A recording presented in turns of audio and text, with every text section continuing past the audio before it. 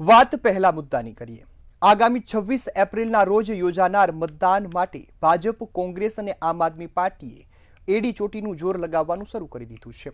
ઉમેદવારોના નામોની સત્તાવાર જાહેરાત પણ શરૂ થઈ ગઈ છે, જેનાથી ક્યાંક ઉત્સાહ તો ક્યાંક નારાજગીનો માહોલ જોવા મળી રહ્યો છે। શાસક પક્ષ ભાજપે સેન્સ પ્રક્રિયા પૂર્ણ કરી નવા ચહેરા ઉપર દાવ લગાવવાની તૈયારી કરી છે। કોંગ્રેસ પક્ષ પાયાના કાર્યકર્તાઓ અને યુવાનોને પ્રાધાન્ય આપી રહી છે। સુરત અને સૌરાષ્ટ્રમાં પોતાની પકડ મજબૂત કરનારી આપ આ વખતે પણ નવો વિકલ્પ કટિબદ્ધ બની ગઈ છે અને તેણે પોતાના ઉમેદવારોની યાદી જાહેર કરવાની શરૂઆત પણ કરી દીધી છે।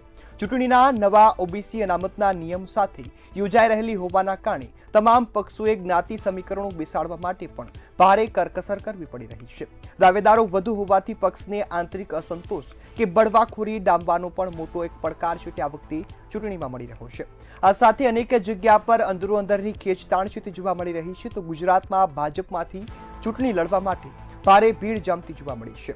ગુજરાતના અલગ અલગ શહેરોમાં ભાજપની સેન્સ પ્રક્રિયા દરમિયાન અનેક જગ્યા પર લોકો મોટી સંખ્યામાં ઉમટી પડ્યા હતા। દાવેદારોએ મોટી સંખ્યામાં પોતાની દાવેદારી નોંધાવી છે। આ વચ્ચે હવે રાજકીય પક્ષો પણ એ મૂંઝવણમાં મુકાઈ ગયા છે કે ટિકિટ કોને આપવી। તો ભાજપ દ્વારા નવી એક શરૂઆત કરવામાં આવી છે। સેન્સ પ્રક્રિયામાં ઉમેદવારો છે તે ઉતારવામાં આવ્યા છે, એ દ્વારા જ તેઓ પસંદગી કરે છે। તમામ જે માપદંડો છે તેને પણ ધ્યાનમાં રાખીને ઉમેદવારોની પસંદગી કરતા હોય છે।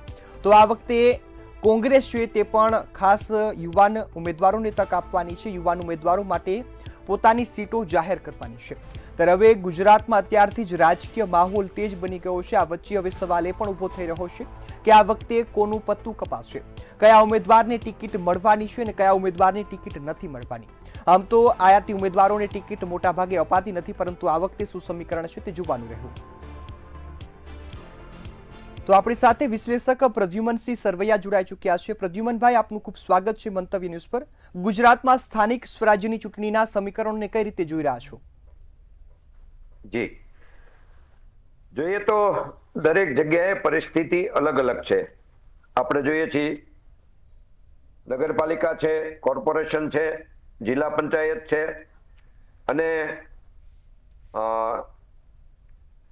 તાલુકા પંચાયતો છે। એટલે દરેકના પ્રશ્નો અલગ છે અને સાથે સાથે આપણે જોઈએ છીએ કોંગ્રેસ અને આ વખતે આમ આદમી પણ લડે છે। કોંગ્રેસ અને બીજેપી સામે સામે હોય છે જનરલી। આ વખતે ત્રિપાંખીય જંગ છે અને આમ આદમીની જે પાછલી ચૂંટણીની ભૂલો કે એના ઉમેદવારોની અછત એ પણ એમણે પૂર્ણ કરી છે। ભલે એમનું સંગઠન ક્યાંક ને ક્યાંક વેરવિખેર છે, વ્યક્તિગત સંગઠન।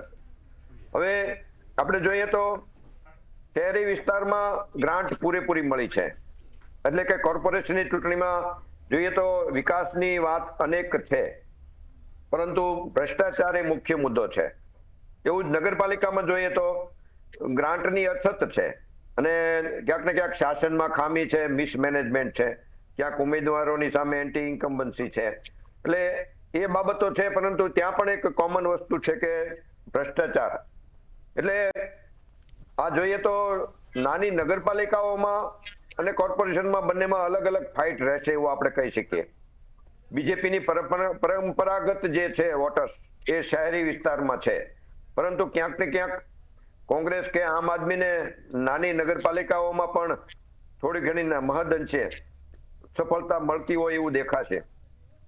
એવું જોઈએ તો તાલુકા પંચાયત ને જિલ્લા પંચાયતની વાત કરીએ તો તાલુકા પંચાયતમાં ઉમેદવારોની ક્ષમતા ઉપર સૌથી વધારે કદાચ જોવાય, કેમ કે વ્યક્તિગત શાખ વધારે જોતા હોય છે ગ્રામ્ય લેવલે, અને ગ્રામ્ય લેવલે કોંગ્રેસનું પણ સંગઠન સારું છે અને આમ આદમી પણ થોડો ઘણો એમાં સફળ રહ્યો છે ગ્રામ્ય લેવલે।